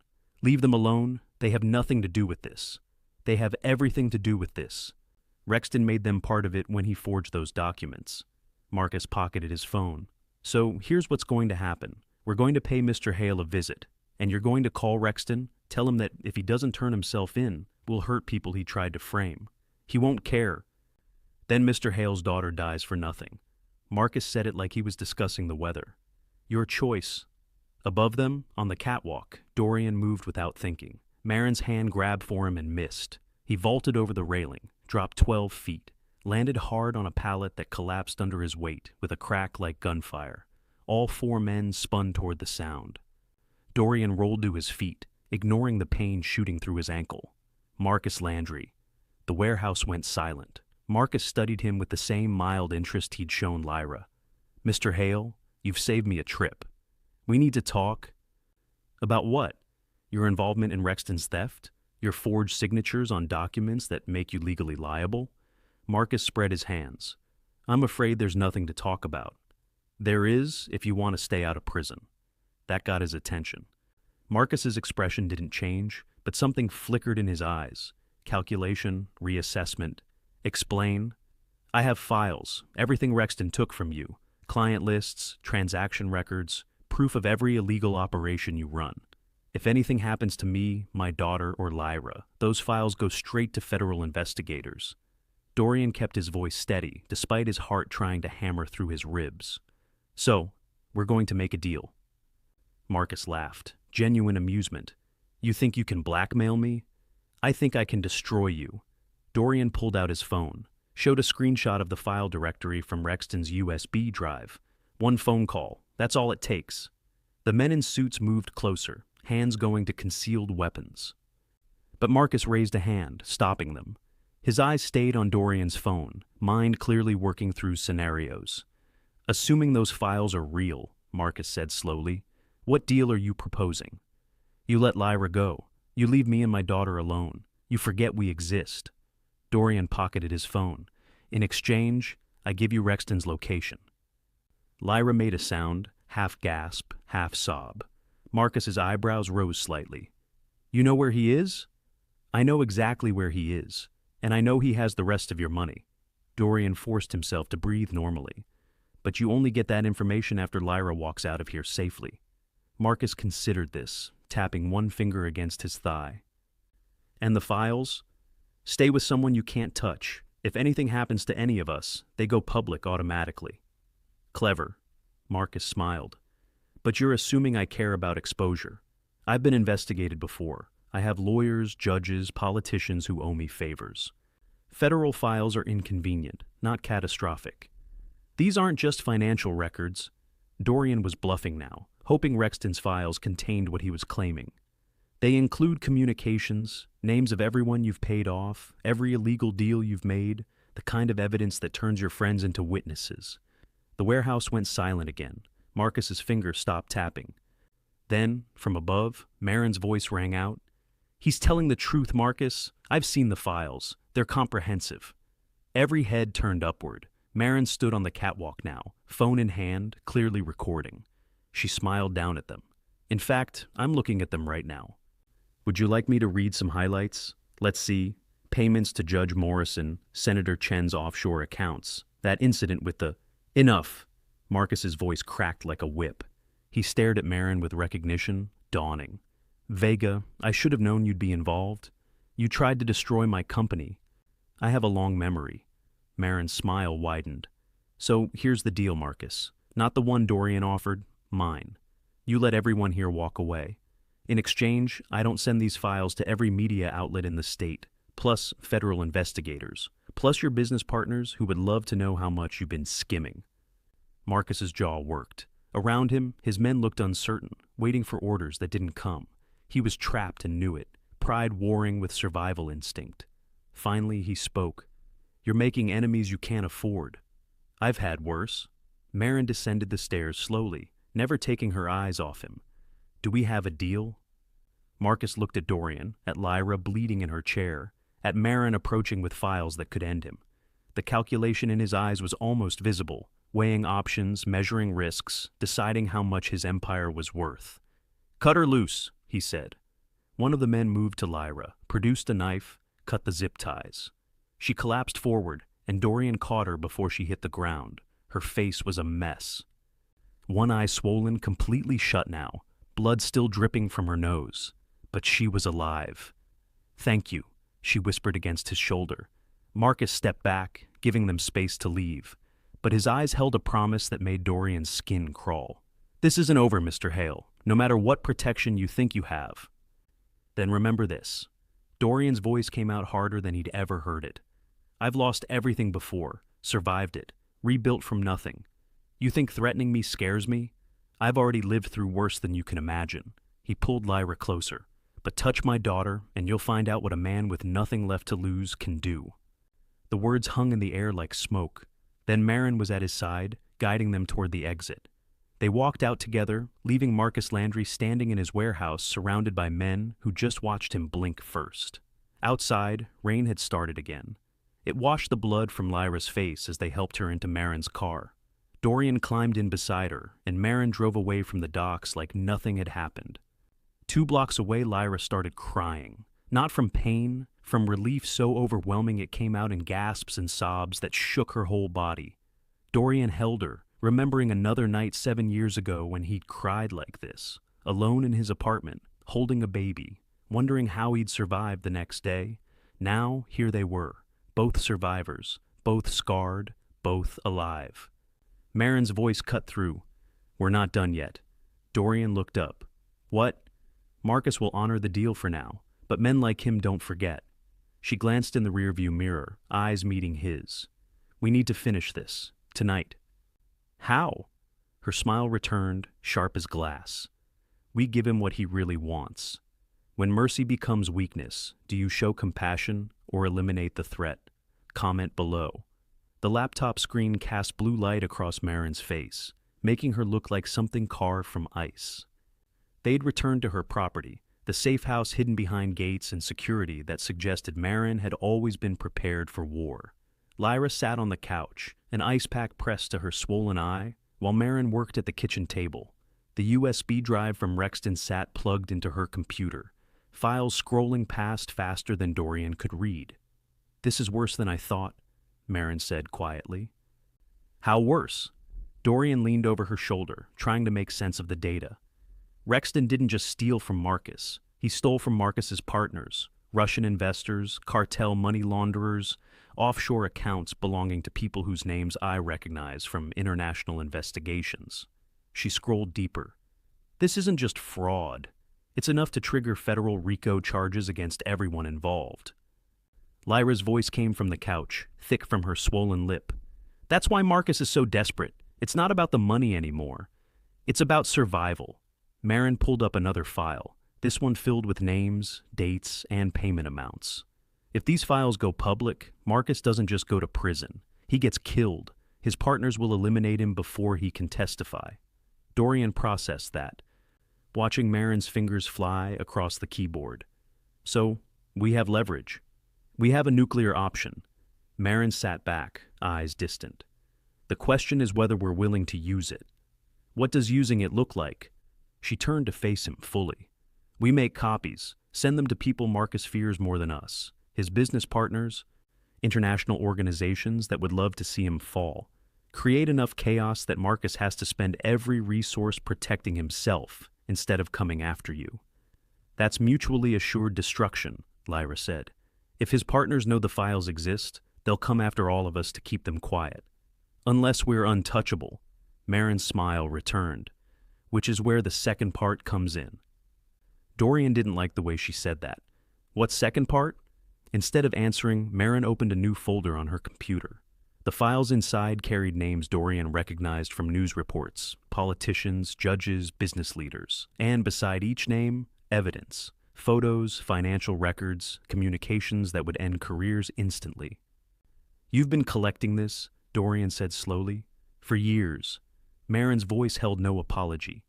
"When Marcus tried to destroy my company, I learned something important. Information is the only real power. So I started gathering it on everyone who could threaten me, including Marcus and his entire network." Lyra stood, moving closer despite her injuries. "You were going to use this eventually." "I was going to use it when necessary. Tonight became necessary." Marin closed the laptop, looked at both of them.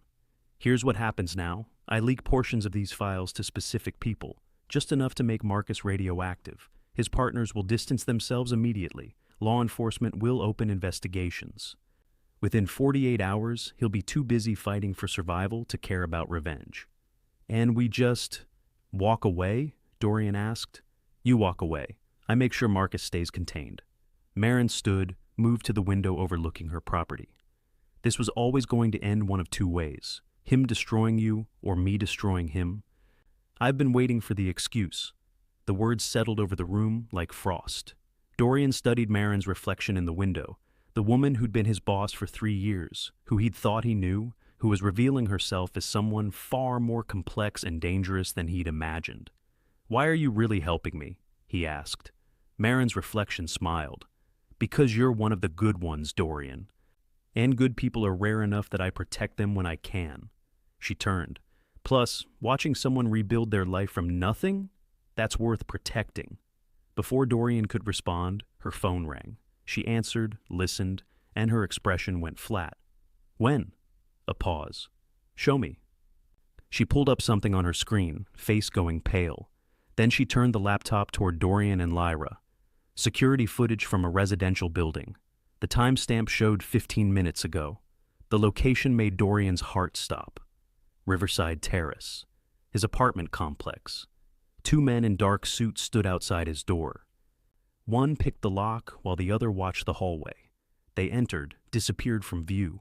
Emerged 3 minutes later, empty-handed, because Arden wasn't there. She was with Mrs. Chen, safe in a different apartment. But Marcus's men didn't know that. They thought they'd missed her, that Dorian had moved her somewhere hidden. Which meant they'd keep looking. Dorian's phone buzzed. Unknown number. He answered without thinking. Mr. Hale. Marcus Landry's voice, calm as ever. I've reconsidered our arrangement. My daughter wasn't there. I'm aware. Which presents a problem. You see, without leverage, I can't trust you'll keep those files quiet. A pause. So, I'm going to need new leverage. Bring me Rexton Vale, or I'll find your daughter. And when I do, you'll wish you'd cooperated. The line went dead. Dorian's hands shook. 7 years of protecting Arden, of building a safe life for her, of promising nothing would hurt her, all of it threatened by a man who saw people as chess pieces to sacrifice. He won't find her, Marin said firmly. I've already called my security team. They're moving her to a location Marcus can't touch. What location? Somewhere I keep for emergencies. Trust me, Dorian. She'll be safe. But trust felt impossible right now. Trust had gotten him into this mess. Trusting Lyra years ago, trusting that leaving her at the motel would keep her secure, trusting that Marcus would honor a deal. Every trust broken, every promise shattered. We have to give him Rexton, Lyra said quietly. Both of them turned. She'd stood, ice pack discarded. Blood still crusted at her hairline, but her eyes clear and focused. We can't, Dorian started. Yes, we can. Lyra moved closer. Rexton created this. He used both of us, framed you, stole from Marcus. He's the reason we're here. So, we give Marcus what he wants. He'll kill Rexton. Probably. Lyra's voice held no sympathy. But that's Rexton's problem. He made his choices. Now he lives, or dies, with them. Dorian stared at his ex-wife, seeing someone different than the woman who'd walked out 7 years ago. Harder now. Carved by consequences into something that could sacrifice the man she'd once loved to save herself. But could Dorian do the same? There's another option, Marin said. We don't give Marcus anything. Instead, we activate the nuclear option. Release enough files that Marcus has to spend every resource defending himself. Make him so radioactive that touching you becomes too risky. That puts everyone at risk, Dorian said. Yes, but it ends this. Marin met his eyes. Sometimes the only way to survive is to make everyone else too busy dying to come after you. The choice sat heavy between them. Sacrifice Rexton to protect Arden, or unleash chaos that could consume them all, but might create enough confusion to escape in. Dorian thought about his daughter, thought about the promises he'd made to her, the life he'd built for her, the father he wanted to be. Thought about whether being a good man meant showing mercy or protecting what mattered most at any cost. His phone buzzed again. Mrs. Chen's number this time. He answered. Is she okay? She's asking for you. Mrs. Chen's voice carried worry. And Dorian, there are men outside my building, watching. They've been there for 10 minutes. Ice flooded his veins. Get her to the bathroom. Lock the door. I'm calling the police. Already done, but they're saying it'll be 20 minutes before anyone can get here. Whatever's happening, these men know they have time. Dorian looked at Marin, at Lyra, at the laptop full of files that could destroy lives or save one. Made his decision in the space between heartbeats. Send me Rexton's mother's address again, he said to Marin, and call your security team. Tell them to get to Mrs. Chen's building now, not in 20 minutes, now. Marin's eyes widened. You're going after Rexton. I'm ending this. Dorian grabbed his jacket. Whatever it takes. Lyra stepped forward. I'm coming with you? No. He's my mistake to fix. Her voice carried steel Dorian had never heard before. Plus, Rexton might run if he sees you. He won't run from me. She was right. Dorian hated that she was right, but time was a luxury they couldn't afford. Fine, but we do this my way. They were in Marin's car 90 seconds later, gravel spraying as she accelerated toward the gate. Behind them, Marin stayed at her laptop, fingers already flying across keys, preparing to unleash whatever hell she kept stored in those files. The drive to Oakmont took 40 minutes that felt like hours. Dorian called Mrs. Chen twice. Both times she reported the men were still outside, just watching, waiting. The police had arrived, questioned them, but the men claimed they were waiting for a friend and had every right to stand on public property. Legal harassment. Smart. When they finally reached Diane Vale's house, every light was on. Through the windows, Dorian could see movement, Rexton pacing, arguing with his mother, both of them clearly aware that something was wrong. Lyra climbed out first. Let me talk to him. We stay together. He won't listen to you. He doesn't respect you. Lyra's voice held brutal honesty. But he's terrified of losing me. That's our leverage. She walked to the door before Dorian could argue. Knocked once. The movement inside stopped. Then the door cracked open, Diane's face appearing. You! She looked at Lyra like she was a ghost. What happened to your face? Marcus Landry's men. Can we come in? Diane hesitated, then opened the door wider. Lyra entered, Dorian right behind her. In the living room, Rexton stood frozen, eyes going wide when he saw them. How did you... Find you? Lyra laughed, but it sounded like breaking glass. You left breadcrumbs everywhere. You're not as smart as you think, Rex. Lyra, I can explain. Explain what? That you used me, used Dorian, stole from people who kill for less? She moved closer, and Rexton actually backed up. Or maybe you want to explain why Marcus Landry's men are currently surrounding my ex-husband's daughter, waiting for the right moment to take her? Rexton's face went pale. I never meant... You never mean anything. That's your problem. Lyra pulled out her phone, showed him the security footage of the men outside Mrs. Chen's building. This is happening right now, because of you. A 7-year-old girl is terrified because you couldn't steal money without being an idiot about it. I'll fix it. You can't fix it. Dorian stepped forward. But you can end it. Marcus wants you. Give him what he wants, and he leaves everyone else alone. Rexton stared at both of them, understanding dawning. You want me to turn myself in? I want you to take responsibility for what you've done. That's murder. You're asking me to commit suicide. I'm asking you to save an innocent child. Dorian's voice stayed level, despite every instinct screaming to drag Rexton to Marcus personally. You involved her when you forged my name. Now you uninvolve her. Silence filled the room. Diane stood in the doorway, tears streaming down her face, watching her son face consequences for the first time in his life. Then Rexton laughed, high and desperate. Why should I? What's she to me? What are you to me? I should have killed you both when I had the chance. Lyra slapped him. The sound cracked through the house. Rexton stumbled back, hand going to his face, eyes wide with shock. That child is innocent, Lyra said quietly. Something you and I haven't been in years. So yes, you're going to save her, because somewhere deep down, you're not completely worthless. And if I refuse? Dorian pulled out his phone, showed Rexton the screen. Then Marin Vega releases files that destroy Marcus, his partners, and everyone connected to them, including you. You'll spend the rest of your life running from people who make Marcus look kind. Rexton's eyes scanned the screen, reading names and numbers that represented his death sentence either way. His shoulders slumped. You're not giving me a choice.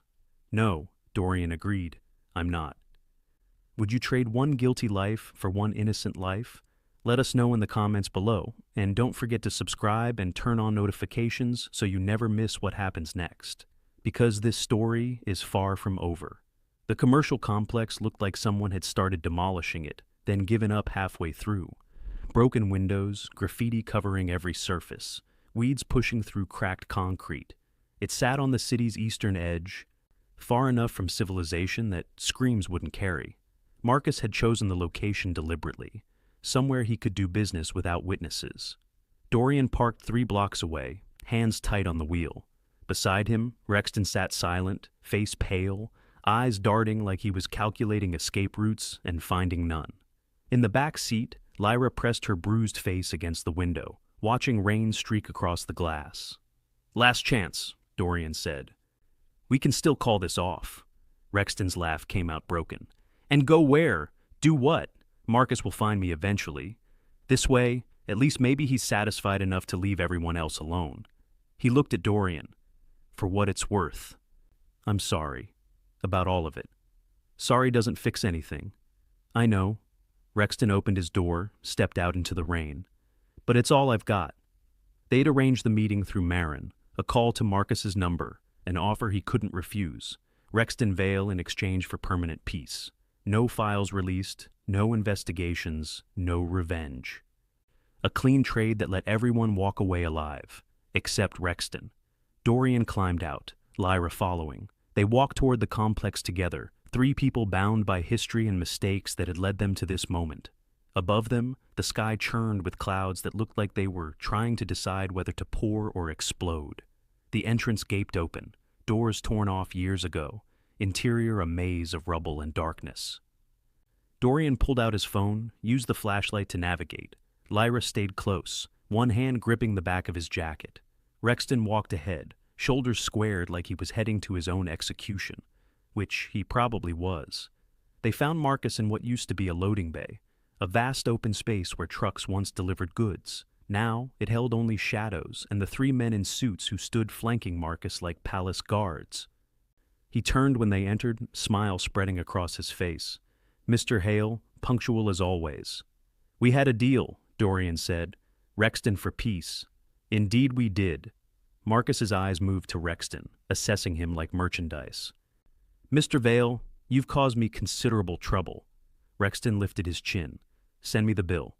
"Oh, I intend to." Marcus pulled out his phone, typed something. "But first, let's verify something." He turned the screen toward Dorian. Security footage showed Mrs. Chen's building, but now the men outside were leaving, climbing into a black SUV, driving away. The timestamp showed 30 seconds ago. "My men are standing down," Marcus said.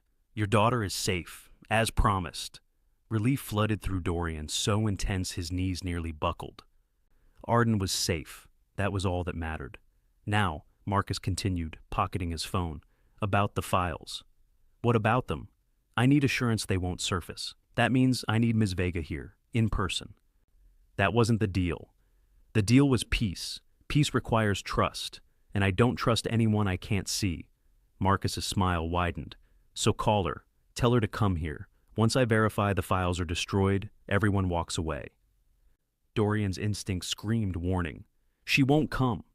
"Then we have a problem, because without those files destroyed, Mr. Vale's sacrifice means nothing.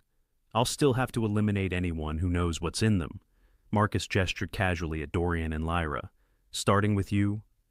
The three men in suits moved closer, hands going to weapons concealed under their jackets. Dorian calculated distances, exits, possibilities. They were 20 feet from the entrance, but the men would shoot before they made it 5. Rexton stepped forward. "Let them go. They're not part of this." "They became part of this when you involved them." Marcus studied Rexton with the interest of someone examining an insect. "You really thought you could steal from me? That I wouldn't find you?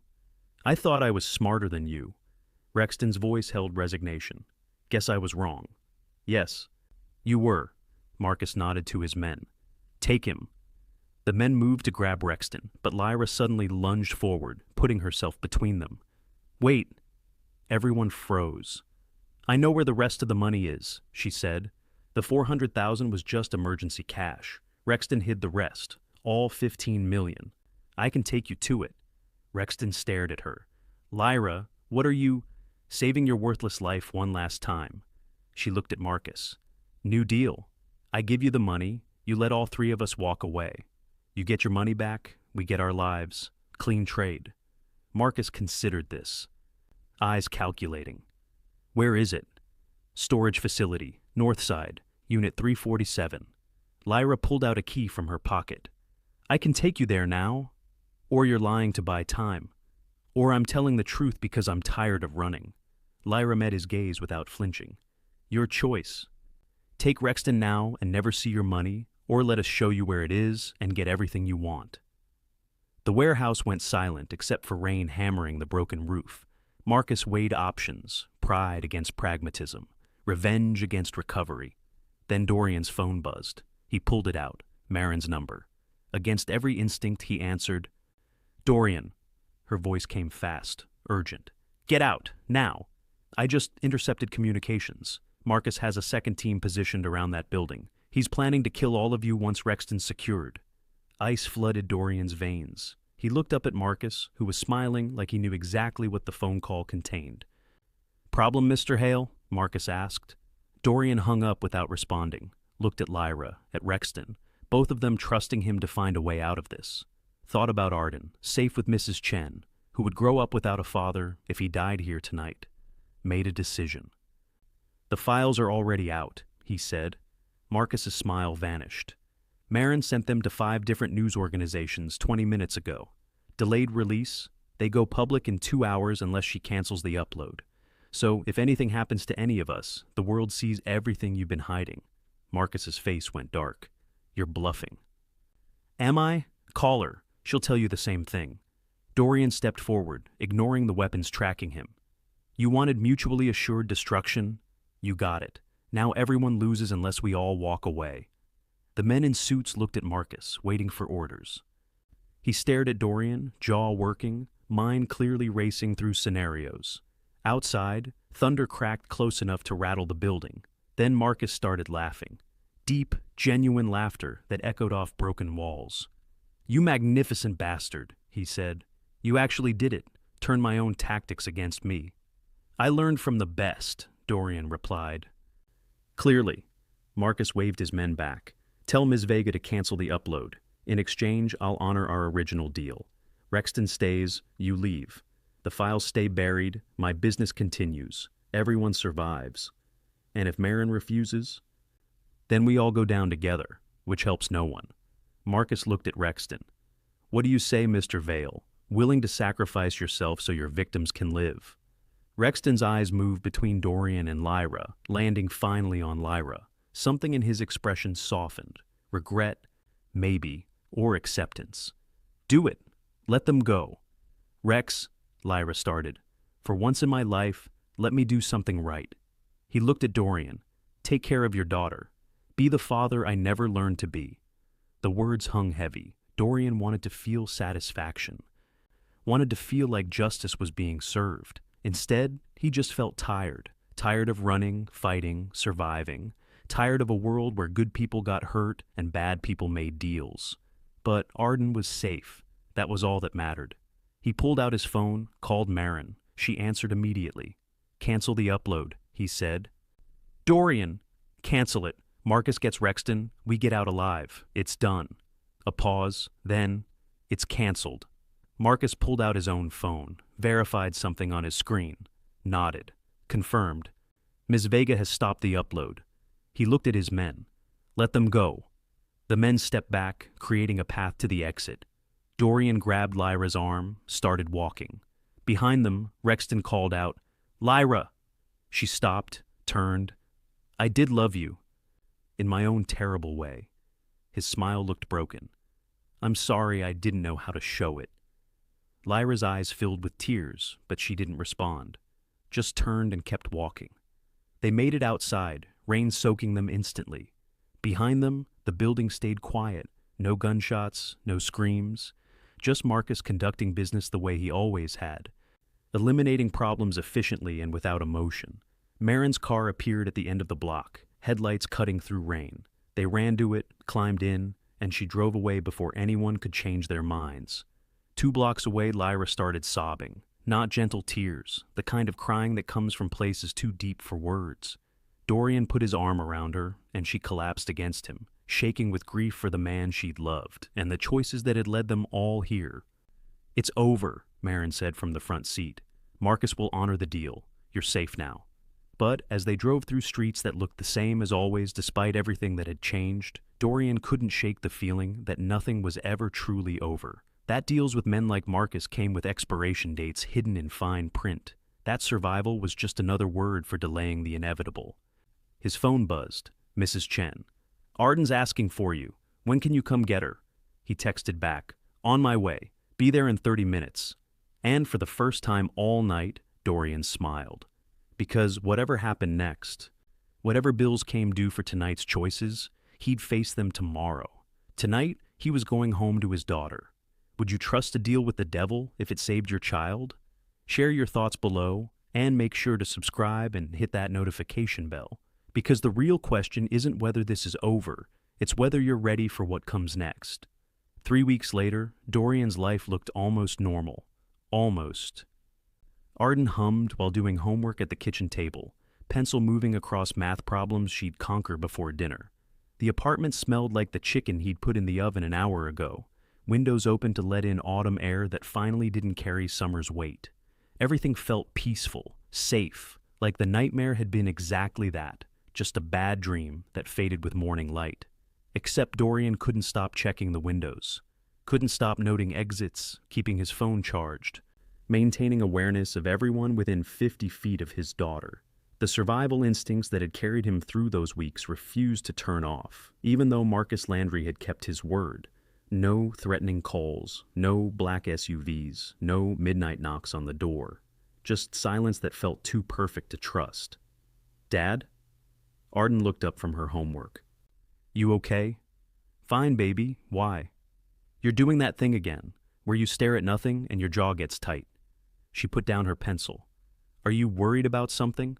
Smart kid, too smart sometimes. Dorian crossed to the table, kissed the top of her head. "Just thinking about work stuff, nothing important. Mom says lying is bad." The word mom made his chest tight. Lyra had been staying at a women's shelter across town, getting counseling, slowly rebuilding a life she'd shattered years ago. She'd called twice, once to thank Dorian for saving her, once to ask if she could see Arden someday. Not now, not soon, but someday when she'd earned the right. Dorian had said maybe someday. If Lyra proved she could stay clean, stay stable, stay the kind of person who wouldn't destroy everything she touched. "You're right," he told Arden. "I am worried. But not about anything that's going to hurt you. That's a promise." She studied his face with eyes too old for 7. "You always keep your promises." "Always." His phone buzzed, Marin's name on the screen. He answered, moving to the living room where Arden couldn't hear. "Everything okay?" he asked. "Define okay." Marin's voice carried tension. "Can you come to my office? There's something you need to see." "Now?" "Yes, now." 20 minutes later, he sat in Marin's office, the real one. Not the public-facing space where she met clients. This room held computers with encryption software, filing cabinets with locks that looked military-grade, and walls lined with monitors showing security feeds from locations Dorian didn't recognize. Marin pulled up footage on her main screen. This was taken yesterday, Federal Building downtown. The video showed Marcus Landry entering through revolving doors, flanked by lawyers. He looked composed, confident, completely unconcerned. But Marin fast-forwarded to him leaving 3 hours later, and his expression had changed. Drawn, pale, angry in a way that suggested he'd just received very bad news. "What happened?" Dorian asked. "Grand jury indictment." Marin pulled up a document. Federal prosecutors are charging him with racketeering, money laundering, and conspiracy. Looks like someone leaked information about his operations. "Someone leaked." Dorian stared at her. "You said you canceled the upload." "I did, but I never said I deleted the files." Her smile carried no warmth. "Marcus let you walk away, which I respect, but he's still a monster who hurts innocent people. So, I made sure the information found its way to people who could use it. Anonymously, untraceable, perfectly legal. He'll know it was you. He'll suspect, but he can't prove it. And even if he could, he's going to be too busy fighting federal charges to come after anyone." She leaned back in her chair. "You're safe, Dorian. For real this time." Relief and worry warred in his chest. "And when he beats the charges, when his lawyers get him off, then I have backup plans B through Z." Marin's eyes stayed steady on his. "I told you, I protect good people. That includes you and Arden. Whatever it takes." Dorian wanted to argue, wanted to say he didn't need protection, that he could handle his own problems. But the truth was simpler. He was a single father working logistics, not a player in the kind of wars Marin fought. Without her, he'd be dead or worse. "Thank you," he said quietly. "Thank me by living a normal life. Take care of your daughter. Stop looking over your shoulder." She stood, moved to the window overlooking the city. "The world has enough victims. I'd rather create survivors." They stood in silence, watching traffic flow below, like nothing had happened, like people weren't fighting invisible wars in boardrooms and warehouses across the city. Eventually, Dorian left, driving back to his apartment where Arden waited, safe and unaware of how close she'd come to losing everything. That night, after Arden fell asleep, Dorian stood at her bedroom door watching her breathe.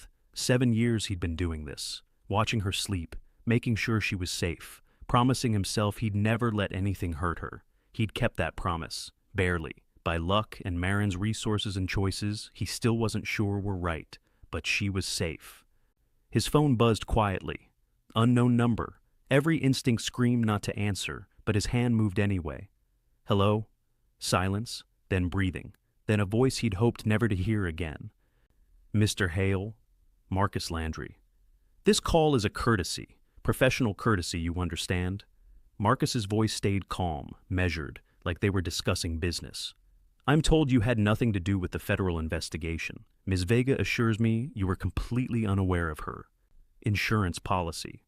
"That's true. I believe you, which is why I'm calling, to inform you that despite current complications, I always honor my agreements. You and your daughter remain untouchable, as promised." Dorian's hand tightened on the phone.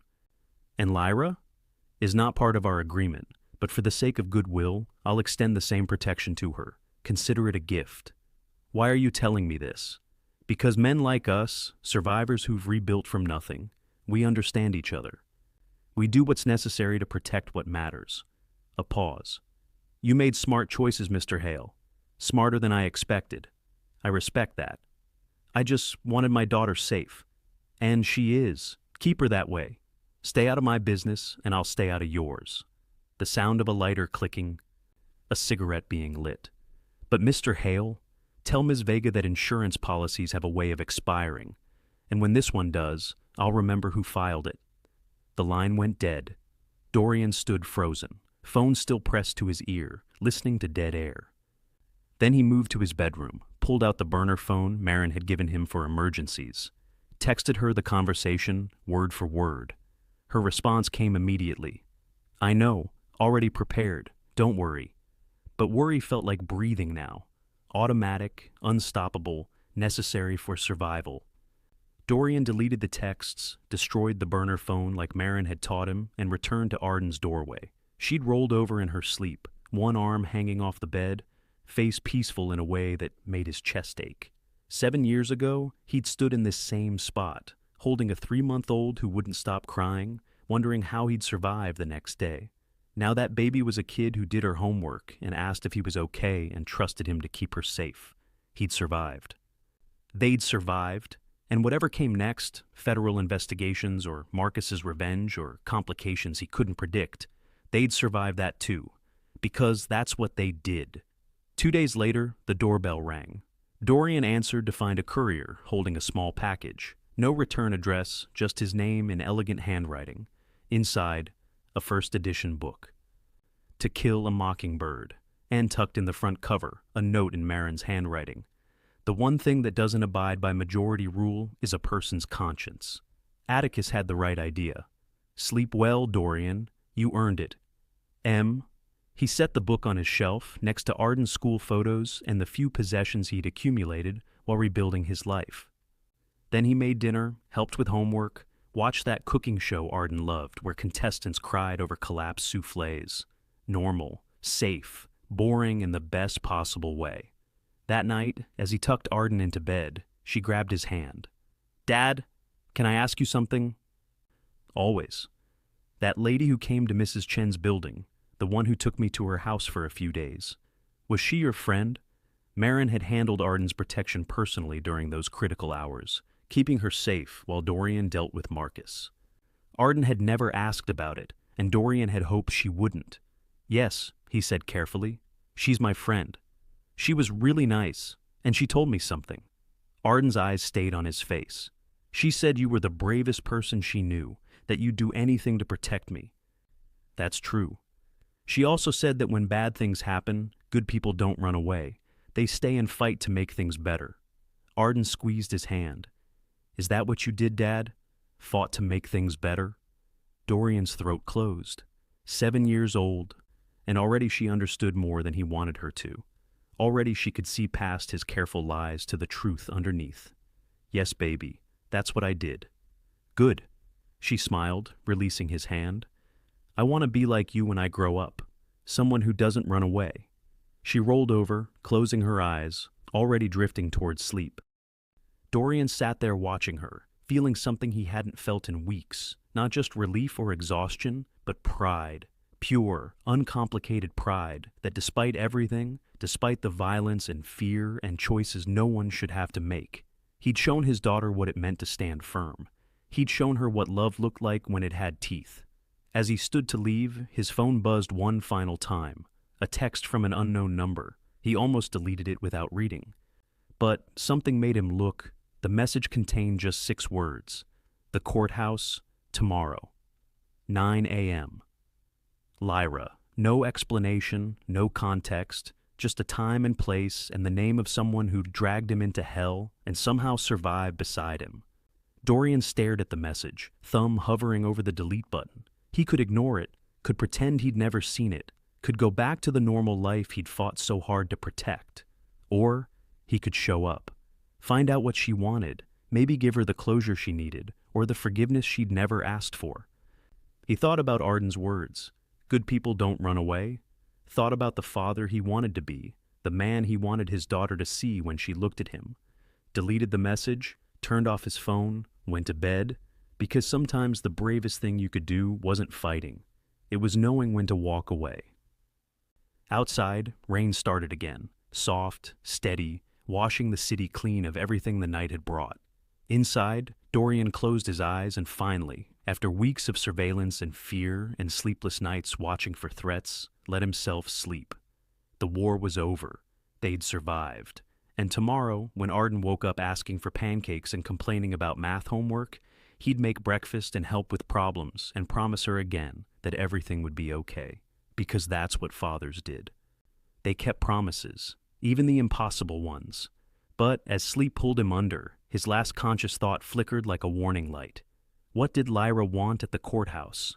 And somewhere across the city, in a car parked outside his building, a black SUV sat with its engine running and headlights off, watching, waiting. The window lowered slowly. A voice spoke into a phone. Mr. Landry wants to know, should we proceed? A pause, then a response that made the night feel colder. Not yet. Let him think he's safe. Let him get comfortable. Then we remind him that some debts never expire. The window rose. The SUV pulled away, disappearing into rain and darkness like it had never been there at all. And in his apartment, Dorian Hale slept peacefully, unaware that the story he thought had ended was only waiting for its next chapter to begin. Thank you for following Dorian's journey. If this story moved you, hit that subscribe button and turn on notifications. Because in this world, peace is just the calm between storms.